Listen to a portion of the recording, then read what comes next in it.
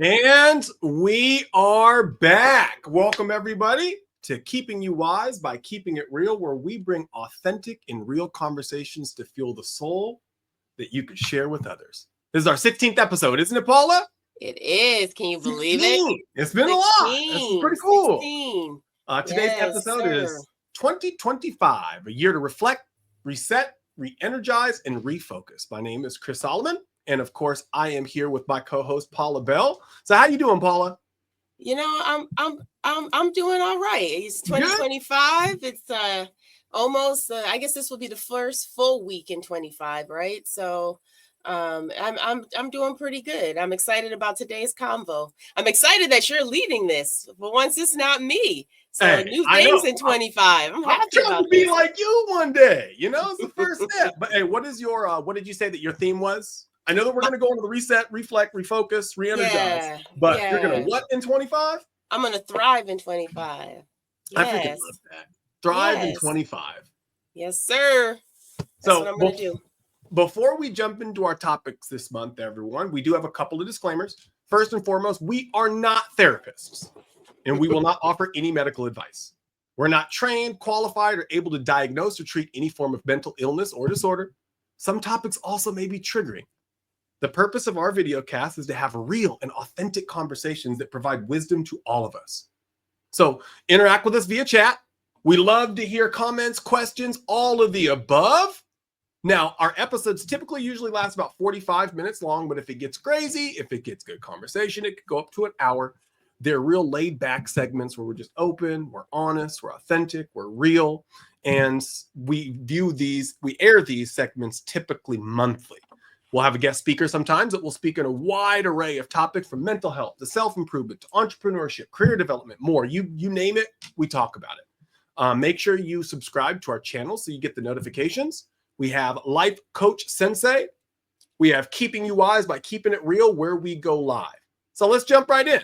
Paula, we don't have anyone joining us today, but I have a question. What's that? It's 2025. Yep.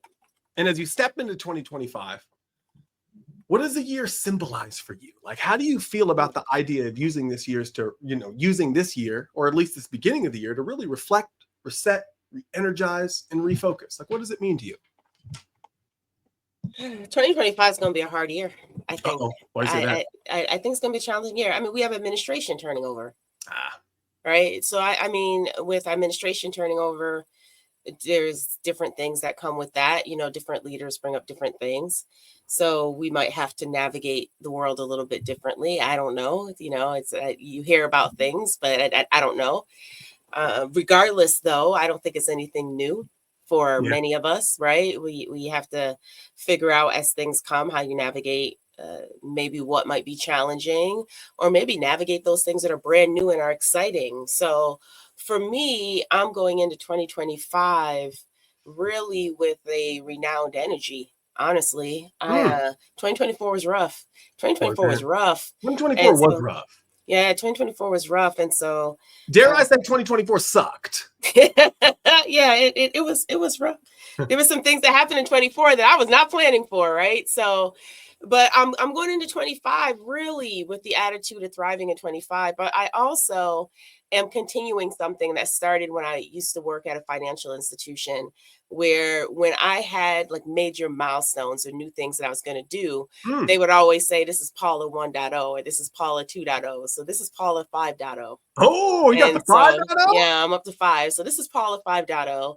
And this year I'm gonna move a little bit different. People are gonna see a different type of Paula Bell. You're gonna see I'm going hard for me this year. And so I've given a lot to others and to help others. But this year, I'm really focused on doing some things that I just really want to get done that I know will be very impactful, not just for me, but for my friends, my family, my community. And that's what I'm doing. And it's already starting, right? Yeah. I'm already doing some new things. I've changed some things. So that's what it looks like for me. It's a refresh, a renewal. I love it. How about you? So I think about, our theme for the podcast today: reflect, reset, re-energize, and refocus. Mm-hmm. And I really have been doing a lot of reflecting lately. Mm-hmm. And a couple of things have kind of dawned on me in having some conversations and sitting in this reflection time. So we all know that we learn from experience, right? Mm-hmm. Like the more we experience something, the better we get at it. That's something that we all know innately. A good example is like public speaking. I remember the first time I went up on stage and spoke in front of people. I was a wreck. I was nervous. I was intimidated. I was in front of a bunch of people. I didn't know what I was doing. I was stuttering. I was sweating. You don't even want to know how much I was sweating that first time I was doing some kind of public speaking, Paula. It was rough, and I'm sure that you were probably the same way. First time, was it crazy? Yeah, well, first time I did public speaking because I was overcoming a fear Oh, really? at all. Yeah, because I used to stutter when I was younger. So really, I didn't know that. I didn't like to talk in public, and I still get nervous when I do it. To this day, even though I've been doing it for almost 2 decades, I still get nervous. And you're good at it. Yeah, but I wasn't at first, like you said, right? And then sometimes that feedback can be brutal. So when people give you feedback, I'm like, do you understand everything we just went through to even get up here in front of you to be able to speak, right? But it's those sort of things that make you stronger. So yeah, I was a wreck too. I wasn't as confident as I am now by any means when I started. Not even close, right? Not close. And so to my point, the repeated experiences, you do it over and over and over and over again, you become more confident. You become better at your pacing, or your speeches get good. You have more stories, the depth. You're just better, right? Because you've done it a bunch. So we all know that the more we experience something, the better we get at it. It's the thing. Now, I don't think, in my reflection, I actually don't think that it's the actual experience that leads us to get better at the thing. I think that it's the reflection on the experience that gets us better at the thing. I mean, think about it. How often do we really sit in silence after our days or after whatever we go through? It's very rare. Even on our commutes to work, we're listening to music. In the shower, we have a podcast on or music. Someone's probably commuting right now listening to us. In the evenings, we drown out the noise with, watching TV, reading books or whatever. And we rarely just sit in silent reflection, which is why I think it takes us multiple experiences to learn something or get good at it. So I assert in my reflection that reflection is the secret sauce. Your experience leads to an opportunity of reflection. That reflection leads to knowledge, and rightly applied knowledge leads to wisdom. You get better, you get faster, you get more confident, you get better at your stories, yada, yada. So I am going to be intentional this year about the reflecting on things that don't normally come with reflection. I don't usually reflect after a day at work. Reflect after a conversation with a loved one, reflect after a rough conversation with somebody. I'm going to do a lot more of that. And I hope that I can experience things less and still get more proficient on it, because I'm spending way more time in reflection than most folks do when they experience that. So that's my hope. So this year, I really am going to be in a lot of reflection. And then we talk about resetting. We talk about re-energizing. We talk about refocusing. And all those are huge.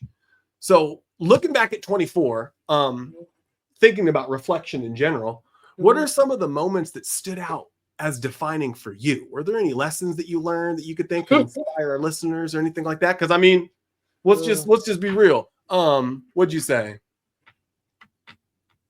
Something 24. I'll come up with that. I had a good rhyme for you about 24 and 25, but usually we learn the most in the difficult times. So what do you think you gleaned out of last year? I think the hardest one was my daughter's medical emergency. I think that was my hardest one. That really tested me of, do I actually practice what I preach? Being a life coach, being a career coach, professional coach, a motivator, an encourager, an inspirer. And now I am in a situation where I can't do anything. Yeah. I've got to allow the medical professionals to handle everything, and I have no control. And it's really hard when you're a person who typically has control around things to not have any control.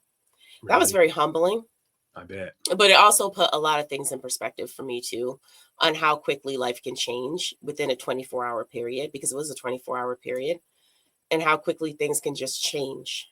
And it also made me understand, and that's why if you saw my social media post, as you mentioned, I not only have a theme, I have a word phrase, I have a mindset shift, and I have actions to make sure I do that mindset shift.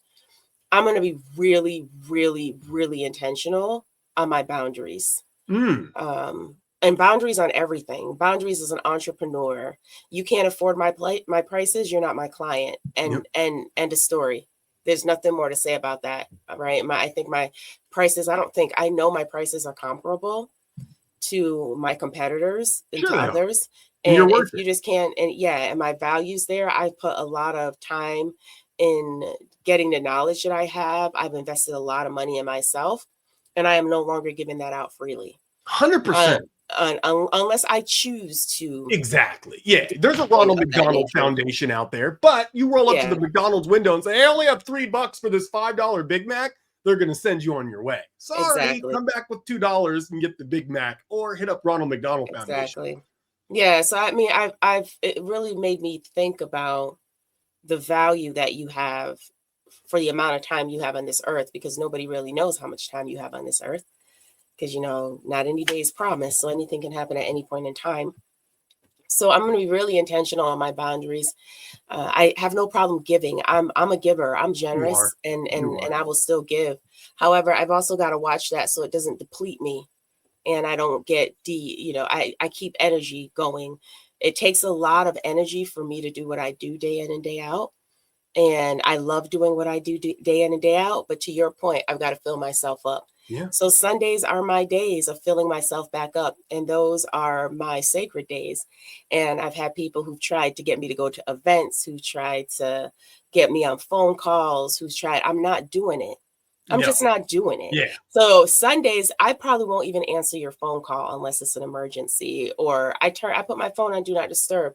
I need a moment. I need to take a beat, because one thing that I also have realized as I've traveled is we're one of the only countries I know of that work this much. Yeah, we are. For the countries that I have went to. I'm not saying we're the only one. I'm just saying one of the only ones, right? We burn ourselves out. And you can't burn yourself out on both ends of the candle. Yeah. And so I don't want to be that person, and I don't want to burn other people out. And so I'm just going to be boldly intentional this year.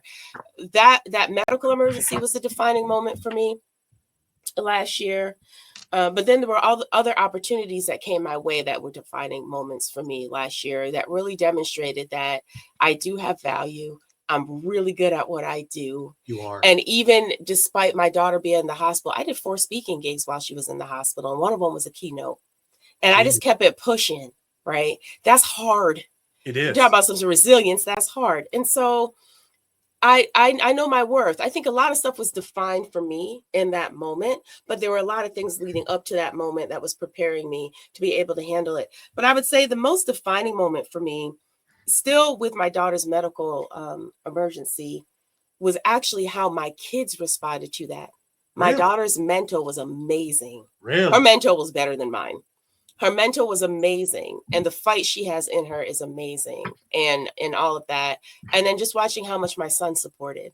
As he lost his best friend, we had to put our dog down while she was in the hospital too. No. So, I mean, it was a lot going on. But it just showed how strong we are as a family unit. And so for that, I'm grateful. Yeah. For that, I'm grateful. I personally say it takes a village. Yes, I'm the mom, but it took a village to get them to where they are today. And I have to acknowledge that. I couldn't have done it by myself. And so it's just knowing that, but also watching that, our lives matter. Yeah. And so we've got to make sure that we're taking care of ourselves. And there's nothing wrong with saying no. And if a person doesn't understand or appreciate you saying no because you have boundaries set, then you might want to reevaluate why that person's even in your life. Agreed. Because I think people need to be a little bit more selective.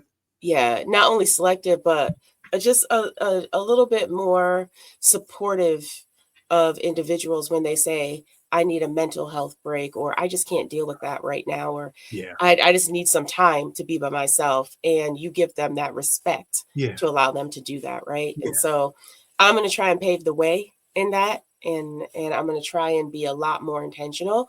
And that's why my word phrase is boldly intentional this year. It's going to be a lot of intention to be efficient. That's really what it is. Just a lot of intention.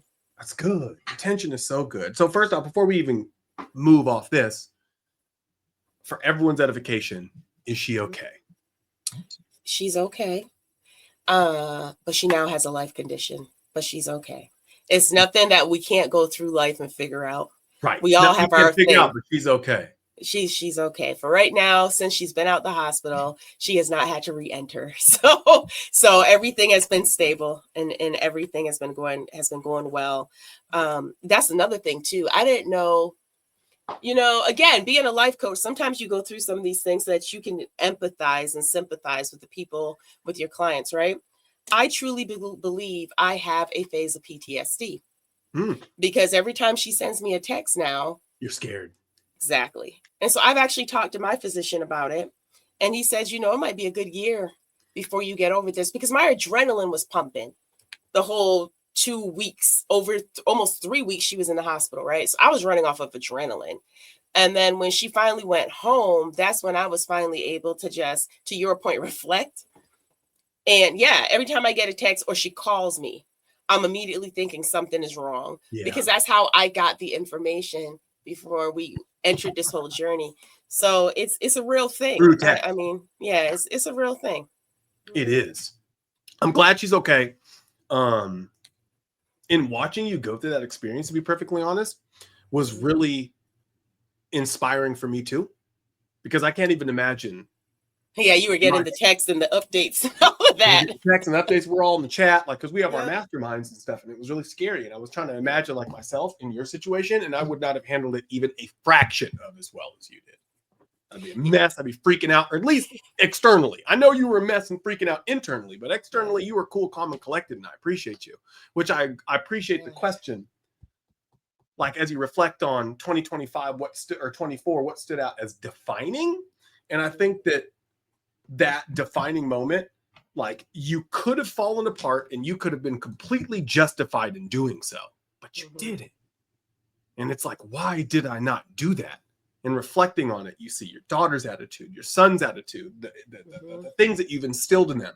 You feel a sense of pride in yourself. You're proud of yourself. And because of that pride and that self-satisfaction, you decide, you know what? I need to be more intentional with the time that I give to people, because I am a big deal. I am powerful. I am somebody that can make a big impact. So I think it's really crazy how some of these terrible things that happen do end up being our defining moments and the things that really changes. Because for me, it was the same thing. My father-in-law passed away. And my family didn't take it well.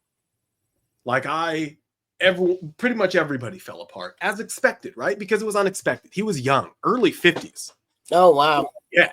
So it's one of those things, to your point, you don't know what's going to happen tomorrow. Things could change that quick. 4 hours, and they did. I think about when that happened, I showed up for whatever reason. It was really because I loved my wife. It's her fault. She was so hurt, but I showed up. I was there, and I made the calls, and I talked to the people, and I took care of everything. And it was really difficult. It was really hard. And this last year, as you can imagine, has been very difficult, painfully, dealing with the grief. But I feel good about it. Not because he passed. In fact, I still almost cry every week. Love the guy. But because of who I was in it. I think the hero's journey. You've heard about the hero's journey, the whole symbolic thing. It's in everything. Stories, movies, everything, right? It's you have a hero. Think about every Disney princess on the planet. Luke Skywalker, Harry Potter, Frodo. They all went through the same journey. And essentially, they start out regular, they go through all this, their steps, and then they hit this thing called the ordeal. The ordeal is where the hero faces their greatest challenge or fear, emerging transformed by the experience. After that, they get a reward. Seizing the sword, get in the ring, whatever. After overcoming the ordeal, you get and gain some type of reward or insight or power or knowledge. And then the third step is you return with the elixir. The hero returns to their ordinary world with a newfound wisdom or skill or resources to benefit others. And we fall in love with these heroes. We watch them in our movies and read them in our books because we have this deep, innate understanding that knowledge that when you face hardships and overcome them, that pours into you something that gets us closer to our ideal self. We got to go through struggles to become our best selves. But if we're honest, we often pray to God and say, hey, take the pain away, God, take the situation. But if we're truly honest and we did that reflection, we should probably be praying not for a better life or for less problems, but to be stronger, so strong that we can handle anything that life throws at us. And every so often, God, because God's God, gives us those situations organically, like your daughter, like my dad, that we realize that we can go through some of the worst things in life, get hit in the face, and we're not made of glass. We're not going to shatter to pieces. We're not going to break and be all jacked up, but we're actually going to come out the other side stronger. And I see you having come out that battle stronger. I feel stronger having gone through it. So I would tell any of our audience members who went through a really crappy 24 like we did, congratulations. Because, hey, I, didn't know about that 24 leads to a thrive in 25. So that's kind of what I gleaned from last year, that same hardship, that same, roughness. But if we jump back from, reflection to the next R, which is our reset, how do you do that? Like, why do you think it's important to reset at the start of a new year, start of a new journey? How do you personally go about hitting that reset button too? Well, I reset the last 2 weeks of the year. So I started doing that. See, so you're the fifth person now who I've inspired. I have 2 companies and 3 people who now take the last 2 weeks of the year off, who say that was inspired because of me doing it. And, the reason I did that was because in 2014, I actually went through a depression. I didn't even know I was depressed. So really? I was going so hard that I didn't even realize that I needed to sit down somewhere and just sit for a moment. So I start to reset at the end of the previous year, and I start to rest, and I do things that work for me, that help me, that allow me to look at what I did for that year, figure out where I have some gaps. I don't beat myself up. If I didn't achieve some goals, I just didn't achieve them. I'm quite sure it's because something else came up that needed to be handled. Yep. And then I figure out, okay, so what can I really handle in the next year, so for 25. So for me, it's really just sitting back, like you said. And the first day that I'm off of work, I am extremely lazy.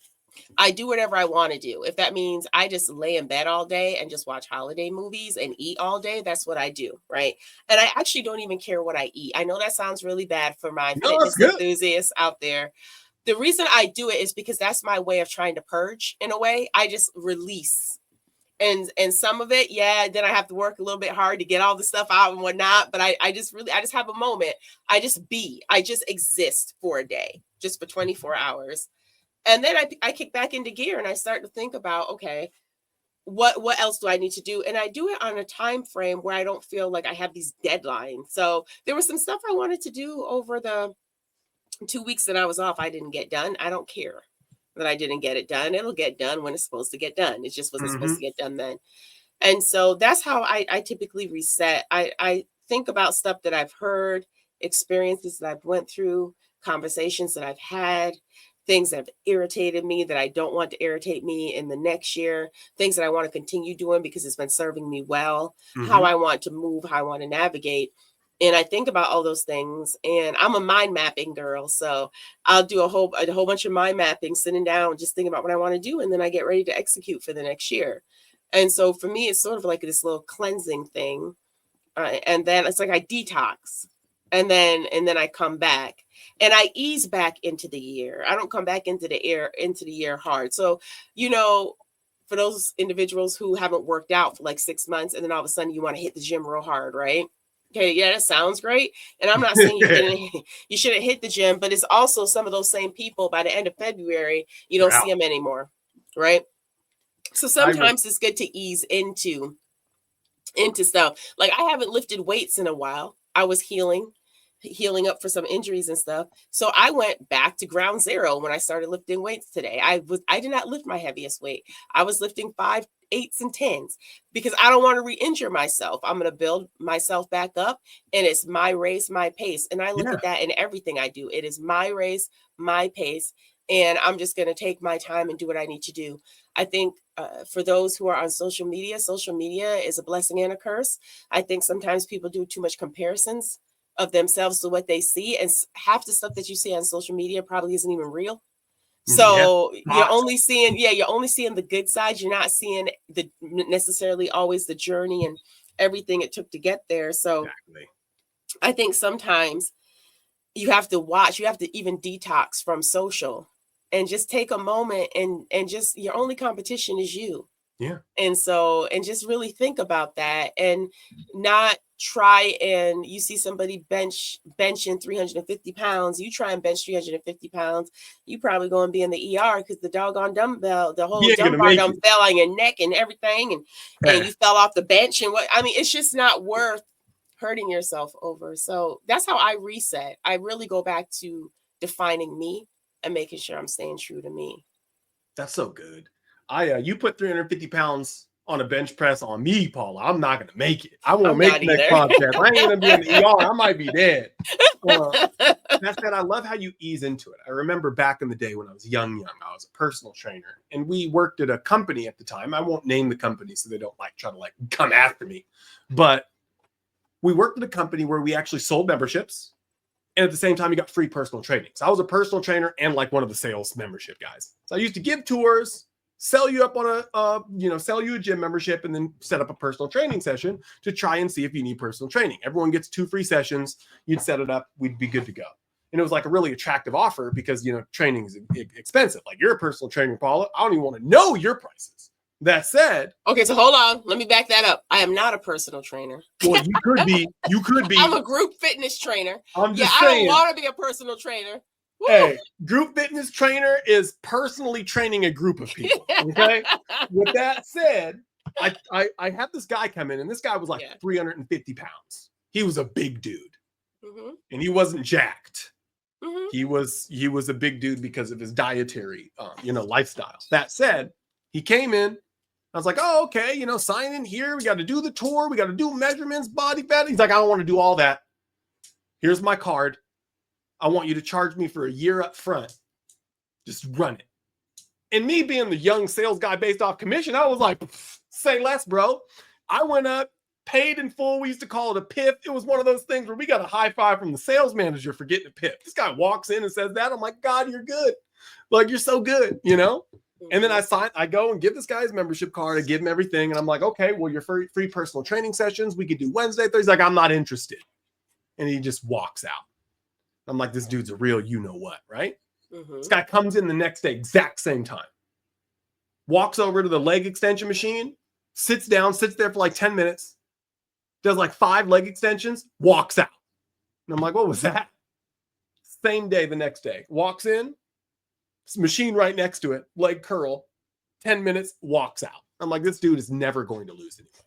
I'm a personal trainer, NASM certified, ACE certified, all this other stuff, right? I'm doing bells and whistles. You're grabbing bands and you have a goat in this hand, you have another lion that you have on this, and you're doing all kinds of stuff. I'm having people do crazy things, right? This guy's doing 10 minutes of extensions and curls. It's never going to work. So the guy comes in the third day and I approach him and say, hey, can I give you some tips? He's like, I'm not interested. If I have to tell you again, I'm going to talk to your manager. And just walks by me. And I'm like, this mother, I was heated, right? Screw this guy, this bum ain't going to lose no weight. Do your thing. 2 years later, I worked at that gym for 3 years. 2 years later, this guy, staple in our gym. Guess what day he showed up? Same day. Guess what time? Same time. And every day, he did 10 minutes this day, 11 minutes that day. 2 years later, this guy's working out 2 hours and has lost 200 pounds. Shredded, jacked. And he told me, he's like, I wasn't trying to be a jerk. I just needed you to understand that it was slow and steady for me. It was about consistency, not intensity. It was about I needed to get consistent before I got in there, not intense, so I burnt myself out. You didn't see that it took me 30 minutes to look at my fat self in the mirror and put on this shirt because I felt terrible about myself. You didn't see that I had to sit in my car for 30 minutes crying, looking at myself saying, go in there, they're not looking at you. You didn't see that. But I had to go through that. So I had to start small and I had to build. And I said, you know what? That's the best advice that I've ever given or I've ever gotten. Thank you. So I think that you're really onto something because I've seen it work in real life. And I feel, kind of the same way. I'll also say, I love that you introduced me to the whole shutdown for the last 2 weeks, because when you say, oh, that first day after work, I just do whatever I want to do. That whole 2 week time, I'm doing whatever I want to do. I'm getting fat. I'm watching movies. I'm at the point where a week and a half in, I'm spending more time trying to find the movie than I'm watching it because I've already seen everything at that point. I call it my icing/degenerate time, where Mm-hmm. I truly just shut down, rest, and recover. So Tamian, obviously you know Tamian. For those of you who don't know Tamian Dysart is a business owner. He owns Think 3D, fantastic personal leadership and cultural development company. He has this bake a cake analogy, right? Where he says, bake a cake, and your life is like a cake. And we went through this whole thing, and I figured out the flour and the foundation of cake is my self-discipline, doing things that I know I need to do, even though I don't want to do it. The sugar, the sweetness of life is like a happy list. I keep a list that I'm grateful for, that I'm happy for. It's the sugar. It's the sweet part of the cake, right? You need salt and balance and eggs and binding, like a relationship with God, adding value to the world, butter, all that stuff. But you also need a little bit of icing. The icing is that sweet part. The icing is that part that everyone loves. But if you have too much of it, your teeth will rot out and you'll gain too much weight. But if you don't have any of it, the cake just doesn't seem worth it. And I've realized I've been going through my life with a no icing cake. No drinking, no smoking, no fun. Get to bed early, work out, get swole, keep pushing, go, go, go, go, go. And I'm eating this bland cake every day, and I'm wondering why I don't feel fulfilled. And I realize that I need some icing times. I don't drink, but I like going out and having a beer with a couple of friends every once in a while, having a glass of wine. I don't smoke, but I had a cigar at the Dominican Republic on a president's trip that I won, and I killed it at work, right? I'm not lazy, but man, you wouldn't have known that if you're an alien looking in my house for the last 2 weeks of the year. Like, you have to have that icing time where you could watch your movies or play your games, read your books, or do your thing to make life worth it. And I was just missing that. So I appreciate you bringing icing back in my life by my reset period, which is that last 2 weeks of the year as well. So, for real. Thank you for that. And I would actually ask people to actually give yourself that space every quarter, if not every month. Just give yourself that day where it's just your day, your time, even if it's 4 hours one day out of the month. Yeah. Because that's going to re-energize you to keep going. Yeah. And to go through all the challenges of that you might go through in life. And so I think it's really important that we not just do it for the last 2 weeks, but also do it throughout the year. I agree. Because, I mean, if you think about it, we're set up like that psychologically, even in school. Like, you have recess in the middle of the day. So you can, you have to go to English, you have to do history, but you're going to get recess.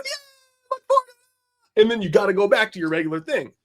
And then, so it's kind of like the same thing. Like, we should have our regular stuff, but things that we intentionally put in our life to be re-energizing, like things that we like, things that we love, things that aren't good for us, but feel good. Like, people don't, do things that they shouldn't because they suck. It's because they're awesome. The problem is when you overindulge and all you're eating is icing, you look in the mirror, you smile, and your teeth are all cavitied out. But be intentional about your icing. It's about balance, right? Right. And I think Beverly here said something really cool that I love. She's taking herself back for 2025. And I think that's really important, because as I coach people, one of the things that we talk about is taking your power back. Because sometimes you've relinquished that power because either you haven't forgiven people, so you've pretty much given back your power and control to them because of that. Yeah. Or maybe you are just letting life get in the way and you're not taking care of yourself. And I think that's really, really important. And I love that she brought this up, that she's taking back herself in 2025. And that's really important. That's so good, and it's so hard. I feel like a ton of us get so wrapped up in just the day-to-day that we forget to really take care of ourselves. Or what's even more common, especially for folks, which it seems like Beverly is, we get so caught up in taking care of others that we forget to take care of ourselves. Right. And I think about Stephen Covey's. You ever read 7 Habits of Highly Effective People? So he talks about this, this importance matrix, right? This important quadrant. And quadrant 1 is things that are urgent and important, tasks that require immediate attention, like crises. You just got to do it. Quadrant 2 is not urgent, but very important, like long-term things like your health or your relationships, etc., right? Quadrant 3 are things that are urgent, but not really important. They're distractions disguised as priorities, like interruptions, unnecessary meetings, dings, bells, whistles. We get hit with all kinds of dings, bells, whistles these days, right? Mm-hmm. And then quadrant 4 is the not urgent, not important thing, time wasting things, no value activities, things like that. And I think a lot of us, most of us, spend our time in quadrant 1 and quadrant 3. Things that are fires, urgent and important, quadrant 1, are things that aren't really important, but they're urgent. People hitting us up, to your point, asking for things, your time, your energy, when you have other things that are more important, but may not necessarily be in immediate. I think about health, right? Mm-hmm. Like health is a quadrant 2 activity, at least exercise is. It's very important, but it's not urgent. You could walk around, you ain't have no heart troubles, you ain't got no breathing troubles now. But if you don't do anything right now, 10, 20, 30, 40 years from now, you are going to have heart troubles. You aren't going to be able to walk around. You aren't going to be able to breathe. Mm-hmm. So even though it's not urgent, it is important.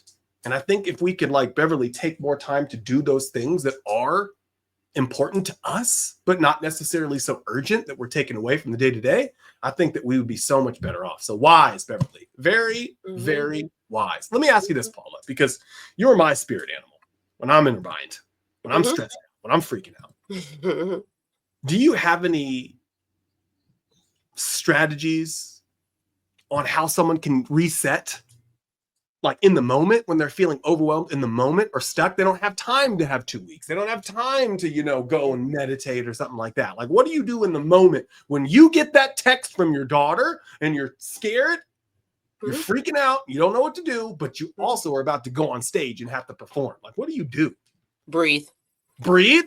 Like breathe. Unpack that. Take deep breaths and breathe, because when you take deep breaths in, you're calming your body down. And so when I had to go, when I had to go do a keynote, I just found out that our dog was at the vet, just got the injection to be put down, and I had to call my son. And then I had to get called him before and then the keynote? Yeah, I had to call my son and tell him that they had to take him down. We're not going to be able to take him to the vet tomorrow. They had to take him down. I mean, I would rather he put out of his misery. My son was at work, and I was about to walk up and do this keynote. And yes, I got off the phone. So when I got off the phone, I literally did this. I took a deep breath. I looked up to the sky and said, God, you got to give me strength on this one, because I just need everything. I'm tired. I'm drained. And at this point, my daughter had been in the hospital for a little over a week. So I've been spending the majority of my days at the hospital, right? Not getting good sleep because every day you wake up, you're waiting for those results, her results, and you're just praying to God that everything's going to be okay. And so I literally just took a deep breath. And again, like you, I am of the Christian faith. That's how I grew up. That's where I believe. And I know everybody has their different beliefs, and that's fine. Mine just happens to be the Christian faith. And I had to say a prayer right quick, because I was like, the only way I'm going to get through this is with your help, because I don't even know how I'm even standing right now to be able to do this. And I got up there and I did what I had to do. And then I left, and I had to go immediately to another speaking gig, because I had to speak at another event that night. And so I left there, went to another speaking gig. Then I didn't make it back to the hospital, but I had to teach class the next morning and do a 3-hour strat meeting that afternoon. So I didn't get to see my daughter until the next day in the evening. And so it was a lot going on that weekend. But I take deep breaths. I literally just breathe. A lot of times we don't take time throughout the day to just stop for a minute and just breathe. We're so tensed up. We're in our flow. We're doing our thing. We're grinding. And it's amazing how when you just take a moment and you just take a deep breath, how it just calms you. It just gets you to that point of calm to where you can think. Yeah. Hopefully just at least just think, can I just think what that next move has to be? And then if you do have time and you have the opportunity to, because again, your question was in the moment, the most you can do is breathe. Yeah. But if you have the opportunity to, I do sit in silence.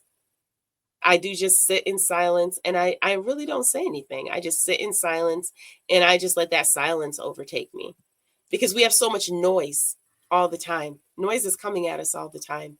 And so I find a place where I could just be in silence for a minute. That's so good. And not do much. That's so good. And you mentioned breathing. Have you heard of the psychological sigh? Probably. I might not have heard of it called that. Right. So Andrew Huberman has like a podcast. You probably heard of Andrew Huberman. A lot of folks do. He's pretty popular. He's a neurologist and ophthalmologist from Stanford, and he has a podcast that essentially, goes over all kinds of cool stuff. And one of the things that, he has said, from a neurologist, neuroscience perspective, is how you can instantly calm the brain and get back into your parasympathetic nervous system, which is your rest and digest, as opposed to your sympathetic nervous system, which is your fight and flight, which is where we are when we're stressed, is called the psychological sigh.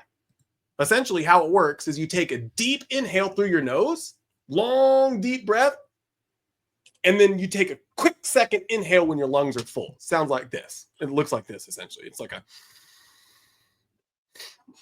so you like inhale as much as you can until you're full, and then to get like a top off. So your lungs are totally full, and then you actually make the sigh. I guess the sigh hits the vagus nerve or something like that gets you in from sympathetic to parasympathetic, and like the topping your breath off with that extra, makes it even that much more. So the psychological sigh, take a long, deep breath through your nose. Once your lungs feel full, take a quick sip of air to top it off, and then exhale slowly and completely through your mouth, actually making the sound. And it works. The breathing works for me too. It works. Okay. So we got a couple of reset, suggestions. But what about Reenergize? What inspires you to give your energy when you feel drained? Like, how do you tap into all like those different sources of energy, and how do you re-energize when you may not necessarily have them? Because my word is bond. That's really what it is for me. My character is really important. And so if I tell you I'm going to do something, there's got to be a compelling reason why I can't do it. And so for me, I will find the energy somewhere to be able to go through with my commitment. I might be drained afterwards. And when I do get drained afterwards, I have things that I do to re-energize me. A lot of it's just rest. I just need to slow down and rest because I do things very quickly. And sometimes I feel people, that's a blessing and a curse, because I think sometimes people think because I can deliver and execute quickly, that you could just keep throwing stuff at me. And no, that's not the case. Yeah. That's just how my brain works when I'm in flow and when I'm in creative. I'm not always in flow and in creative. So sometimes I do slow down. But for me, I just like to, for Reenergize, is just rest. And then also working out relieves stress from me and re-energizes me. And also what I put in my body re-energizes me. So what I found when I'm going through, like when I'm going through challenging times, like with my daughter, I was eating horribly. The reason I was eating horribly was because I was eating when I could. There's a lot going on. And I would find that when I would consume stuff that had a lot of sugar in it, I would crash hard. I would crash real hard. And so now don't get me wrong. I love my desserts. I make them and all. And it's funny, a lot of that food that a lot of people see me make, and a lot of desserts that a lot of people think. Yeah, a lot of people think that I probably eat a lot of that. And I eat some, but I don't eat a ton. So I do indulge. But I know it's not like you'll ever see me eat half the cake or anything like that. It's too much. It's too much for me. And so, but I was realizing, vending machines, I was just getting what I could. There were sometimes I was able to prep. But again, when you have somebody that's in the hospital, you're kind of conditioned based off of when the tests are being run and the stuff that's being done and all of that. Yeah. You do the best you can with what you have. And I gave myself a lot of grace during that time. But I realized that I had gotten off my workout and everything. And so unfortunately, I also had my physical around that time, right? So I gained some weight. Some of my tests didn't come back the way I would have liked them to. I was still pretty much in everything was normal, but we were edging up in some places, Yeah, right? you weren't optimal. You weren't where you Yeah, want I to wasn't be. optimal. Yeah. I wasn't optimal. And so I told my doctor, I said, honestly, I'm gonna get it back. He knows me, he knows how I roll, he knows what I do. He really wasn't concerned. He said, give yourself some grace, give yourself some time, and then just get back into the flow. And so I've gotten back into the flow and I'm back at it. But it's sort of like I realized when I did a workout this week and it was a strength workout, full body. I'm still sore from this workout. I bet but it was a full body, but I loved it. Yeah. That I was like, oh, I can't wait till I feel the soreness again. I've missed this. I've actually missed working out because it actually is a stress reliever for me. That's how I re-energize. That's how I get back. How I can, I still got it. I can do. I actually am not that badly conditioned, right? So you've got to find that thing that re-energizes you and find those things that actually add value, not take away. So I know there's people 100%. who are emotional eaters. Mm-hmm. That's not good, right? So finding a different outlet to help you actually de-stress in a healthy way and in a good way that it's not depleting you even more. And so I try and find those things. And honestly, Chris, I'm very selective on who I let in my circle. Mm-hmm. So there's only certain people that I get really close. Like there were some people who never knew what I was going through with my daughter, right? The people who I needed to know knew. And so, and I have a very big family, but the friends around me that needed to know knew. Mm-hmm. And so it's making sure you have those people around you that's adding value to your life and not taking away from it and not making you miserable because they're miserable as well, right? Because misery does love company. So it's really just be, again, that word intentional. That's how I re-energize. I'm very intentional on what I do. I'm right there with you. When it comes to the friends, someone gave me like a visual of what the 4 kind of people are in life. And I thought it was really good. And it kind of coincided with like the 4 forces of flight. Like for those of us who have our pilot's license in here, we know that the 4 forces of flight to get a big umpteen ton metal thing off the air are thrust, lift, weight, and drag. Those are the 4 forces. And I feel like there's 4 kinds of people. There's those folks that thrust you, that push you. You're a thruster, Paula. You push. Hey, what are your goals? Are you accomplishing them? Accountability, all that. You look at someone like a Paula Bell, and it's like, I want to do more. They push you to be your best, and you're your best because of their influence. There's your lifters. There's your people that are just funny. They're just good to be around. You hang out with them, and they just make you feel better. You're down, and now you're up. But then there's also the opposite forces, right? There's those drags, or I would say the weights. Those people that are just like, oh my God, you go to their social media and you feel like you need to take a shower after looking at it, right? You talk to them and there's always woe is me, or there's always something, always looking for offense. And then you have the most dangerous people, which I believe are those drags. Those folks that may have known you before you made this leap to the new you. They're trying to like drag you back in the old day. Oh, come and hang out. Oh, you don't need to do that. Oh, you don't want to do it because I can't do it, right? Those people that you're talking about. So being intentional about hanging out with the thrusters and the lifters are super important. Mm-hmm. For me, when it comes to the re-energizing, it's definitely keeping those type of people around me. It's definitely the, exercise. And I also think, one of the scriptures that comes to mind is that be not conformed to this world, but be transformed by the renewing of your mind. So reading scriptures and focusing on what God says about me, to me, is really important. I mean, focusing on what God says about me as opposed to what I say about me is super important because I don't say the best things about me sometimes, right? I mean, I think I'm in like company comparative to, the Bible that I read, like Gideon, for example. Gideon was that dude who like fought the Midianites, and he was in a wine press threshing wheat, hiding from these folks. God came to him, or an angel came to him from God and said, hey, Gideon, you mighty warrior. And he's like, mighty what? Hey, I'm scared right now. That's why I'm hiding in this wine press. So like listening to what God says about me, who I really am versus what I say about me is important. And I'll also kind of address the whole Christianity thing because I am Christian. I was raised in the Christian church. And I believe it 100%, but I also believe that not everyone believes what I believe. And I think that that's actually a good thing. I truly believe that diversity is our superpower as a nation. I think that our cultural differences make us great. They really do. I mean, we think differently, we have different perspectives, and because of that, we're truly better than the sum of our parts. As long, of course, as we lead with love, compassion, sacrifice, respect, all those things that seem to disappear on social media, but are very present in person. Every Friday at work, we wear red. Anybody, who's familiar with, red in the military, it essentially stands for Remember Everyone Deployed. And we do that because we're all Americans. And I do believe that if called upon, draft, whatever, every one of us, man, woman, otherwise, would literally go to service and die to defend someone else's right to believe or identify or worship in something that we don't personally believe in. I'm going to go and fight for your belief to believe in something that I don't believe in. And I think that that is such an ultimate image of freedom and compassion, right? And it says so much about who we are as a nation, and the reason why I love our country.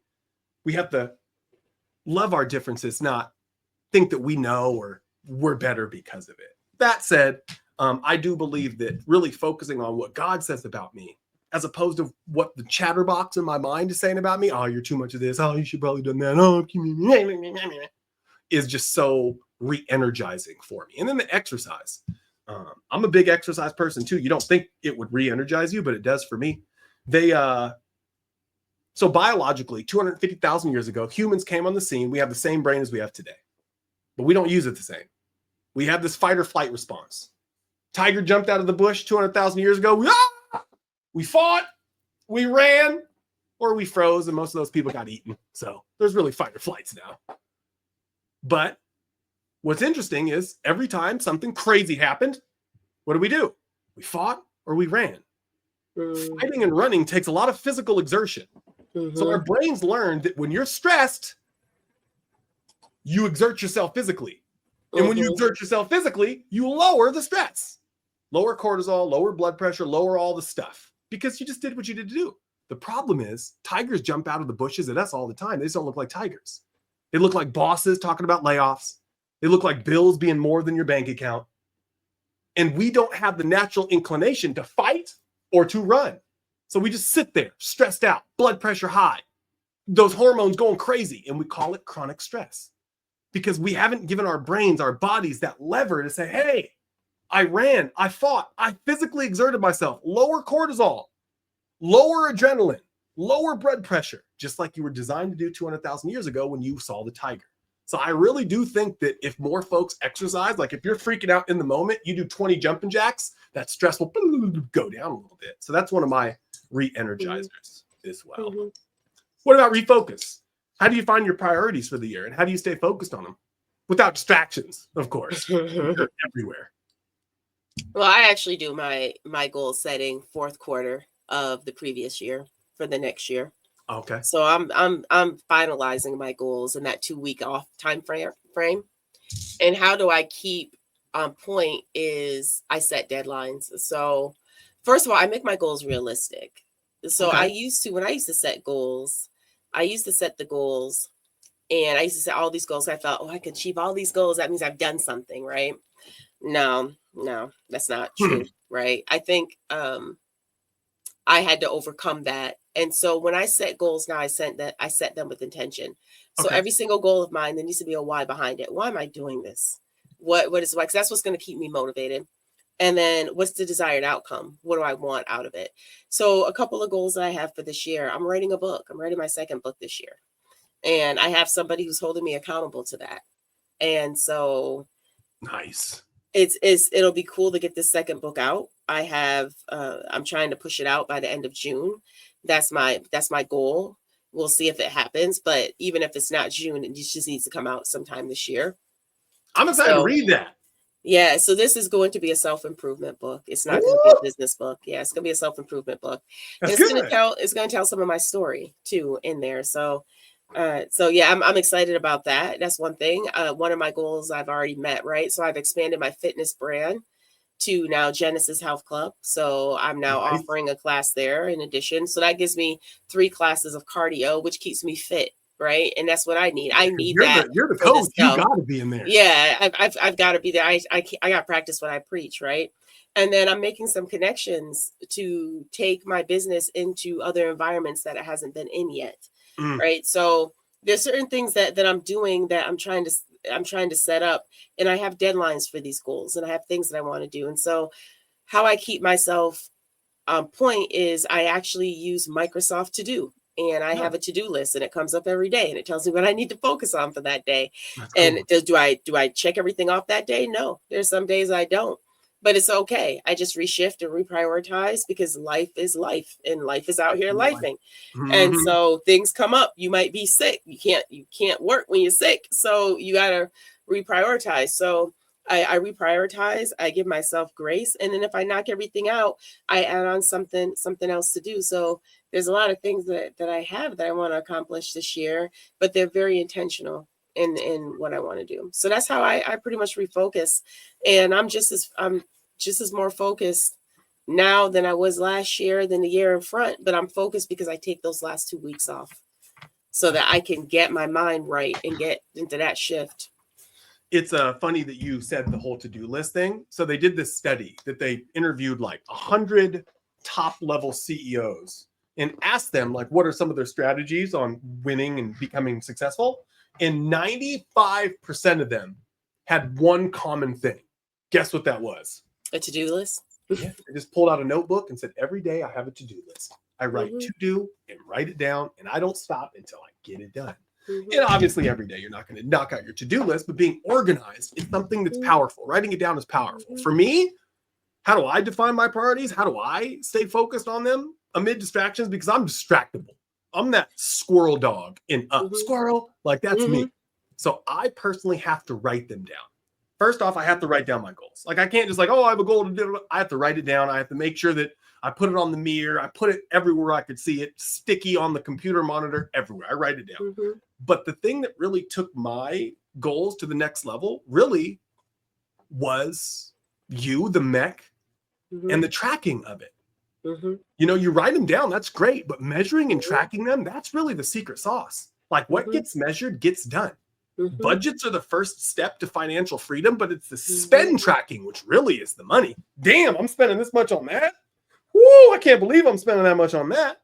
So it's actually tracking every single day. It's like, okay, you said you want to work out 3 times a week.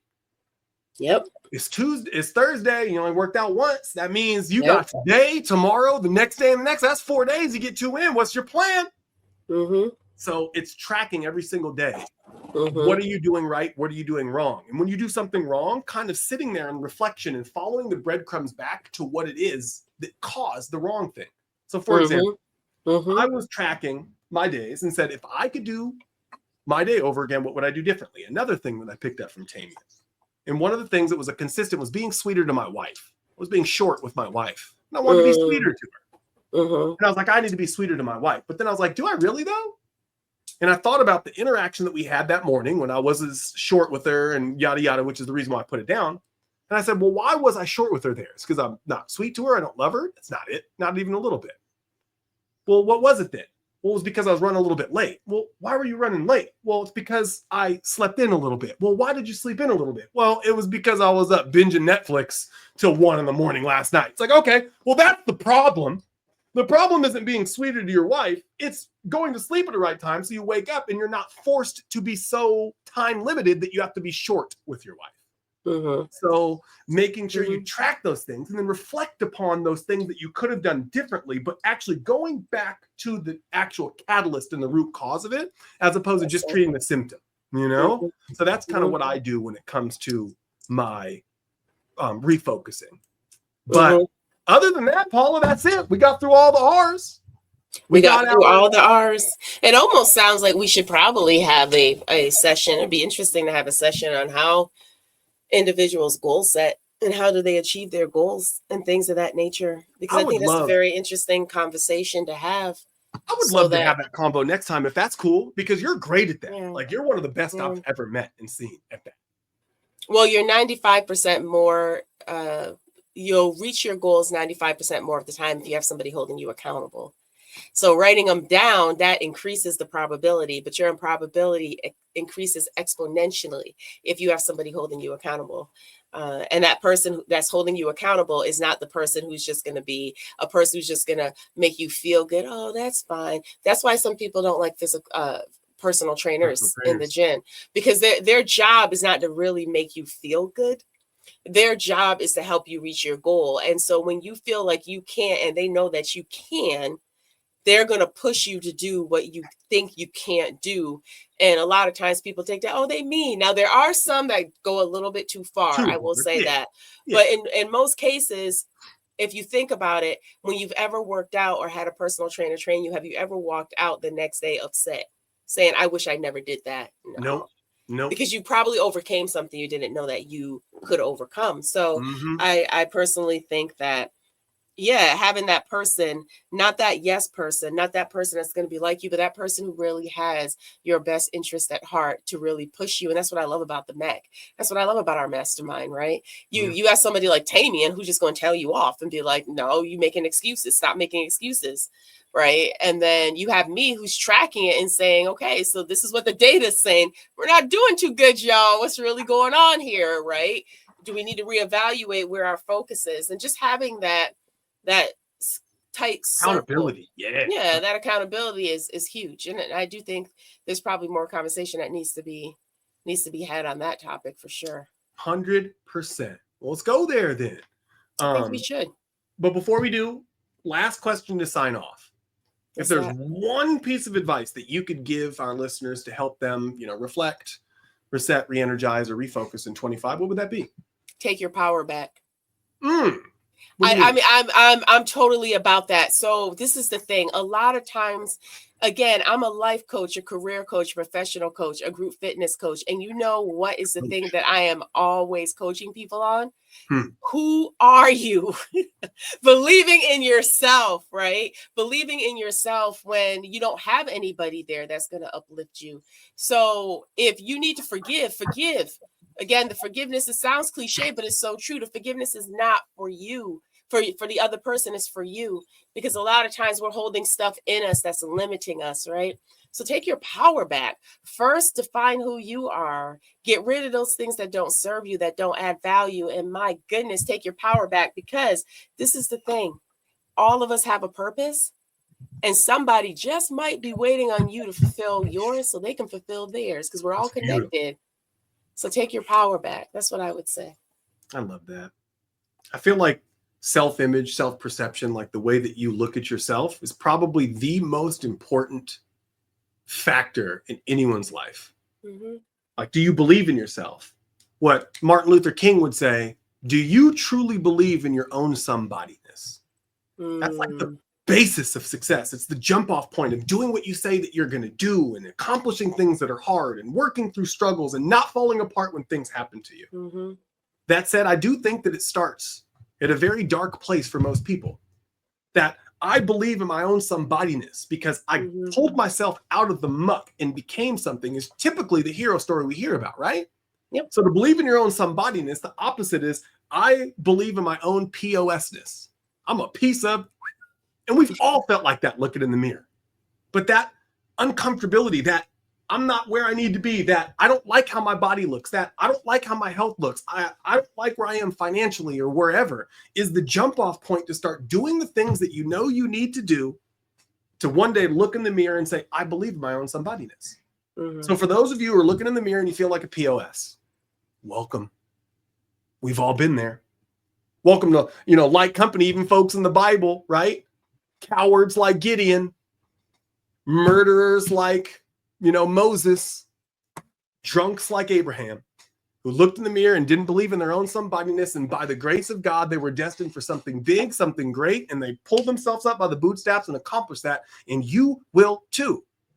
So just because you don't mentally feel like you're all there, you could take action steps every single day to do what you say you're going to do, to follow through on the commitments that you make, and to hang out with the people that push you, lift you, and say that you could do more. Those are my 3 steps.